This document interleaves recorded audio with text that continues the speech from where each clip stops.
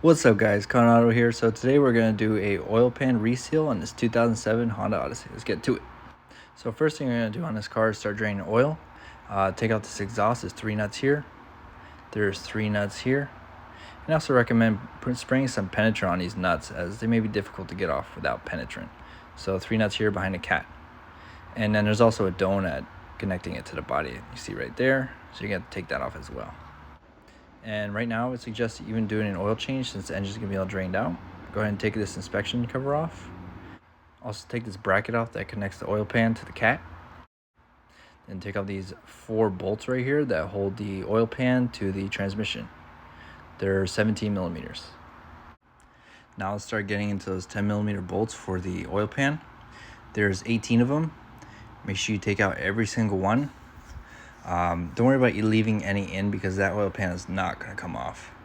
Well, at least not without 12 inches of persuasion, if you know what I'm talking about. And then there's also 2 more under this inspection plate right next to the flywheel. So here I got all the oil pan bolts off. Yes, there are 2 different sizes, but don't worry, I got you covered for that. This tool I have here is the 12 inches of persuasion I was talking about earlier. So I picked this up at Harbor Freight. I used to have a nice snap-on one, but that was like 90 bucks, and I'm definitely not buying one of those again. I think I bought it for less than $10. So anyway, you're going to take the foot and put it into the oil pan right here and just start prying. And make sure you catch it before it falls on the ground like I just did. So now on to the hardest part of the job, well, second hardest, the cleaning of the engine and oil pan mating surfaces. So I like to start with a razor blade first, get all the big chunks off, and then finish off with a Scotch-Brite pad. When you're done cleaning, both mating surfaces should be pretty shiny. After having them shiny, I like to wipe them down with a brake cleaner and a rag.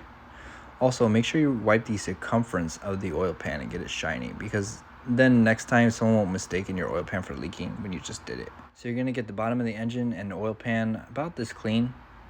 Don't go nuts. Should be about this clean. And you're good to go. Then we can start putting the Honda Bond on there.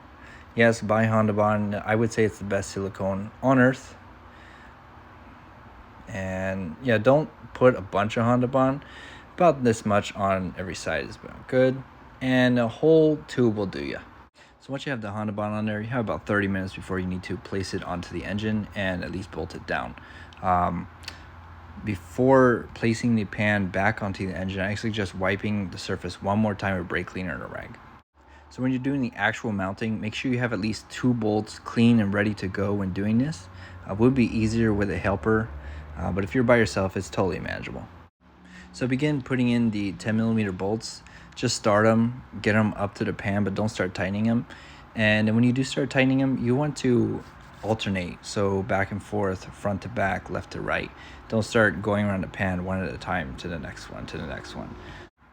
So just go ahead and start putting everything back together again. On a side note, put some anti-seize on the exhaust studs so it'll be easier if you ever take it off again. So now go ahead and fill the engine with oil, 4.7 quarts if you are changing the oil filter as well. If not, I would start with 4 and check the dipstick thereafter. So start the engine, check for leaks. If there's no leaks, then you're good to go. Alright, Coronado out. Please like and subscribe.